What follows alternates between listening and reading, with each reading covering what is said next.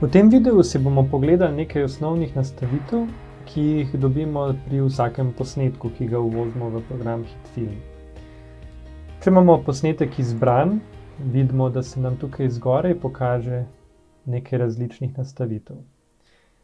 Pa bom razložil tiste osnovne, nekatere bolj napredne bomo pa tudi v nadaljevanju potem videli. Tele Clip Properties bomo zaenkrat pustili pri miru, ker so bolj napredne. Potem pa gremo na osnovne nastavitve, ki so tukaj pod Transform. Prva stvar, Anchor Point. Anchor Point je točka, glede na katero se ostale stvari spreminjajo. Druga nastavitev je Position, pozicija. Lahko je tukaj levo, desno, gor, dol, premikamo sliko, kakor želimo. Mimogrede, vedno se lahko vrnete korak nazaj s kombinacijo tipk CTRL plus Z, tako kot tudi v drugih programih, večinoma je ta kombinacija za ta namen. Če boste želeli zraven dati tekst, recimo, pa prestavite sliko in tako omogočite oziroma ustvarite prostor, kamor date tekst. Naslednja stvar, Scale oziroma povečevanje. Dovolj jasno, sliko lahko povečamo, pomanjšamo, glede na želje. Tukajle, vidite, imamo še eno tole verigo.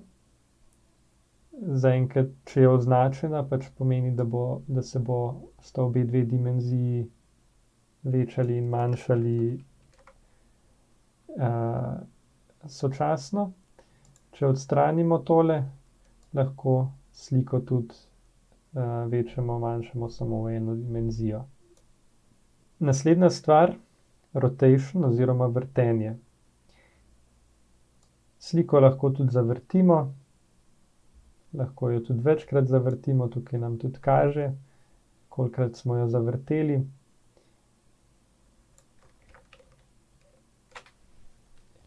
In tukaj pridemo zdaj do tistega, kar sem vam prej omenil že pri Anchor Point. Kot smo videli zdaj, se je pač slika zavrtela okrog te Anchor Point. Anchor Point, vidimo, je tale točka tukaj na sredini. Če mi Anchor Point prestavimo, da bo recimo ta na robu slike, in recimo sliko, če zmanjšamo, vidimo, bo zdaj se zmanjševalo glede na to točko. Če bomo vrteli, se bo spet vrtelo okrog te točke, ampak vidimo, zdaj malo drugače, kot je bilo prej. Potem pa je še zadnja stvar, je pa Opacity oziroma prosojnost. S tem lahko pač zmanjšamo prosojnost oziroma nasičenost slike oziroma naredimo sliko prosojno. Kdaj je to uporabno? Recimo, če imamo dva videa, enega nad drugim, pa bi želeli, da se vidi tudi spodnji video. S tem lahko zmanjšamo in zdaj vidimo pač oba videa. Tukaj včasih pride prav za kakšne efekte. Sam včasih tudi uporabljam to možnost recimo pri kakšnih pisavah, da jim dam opacity na, 70%, tako da ne izstopajo toliko, kot bi sicer. Okej, to je za to lekcijo to.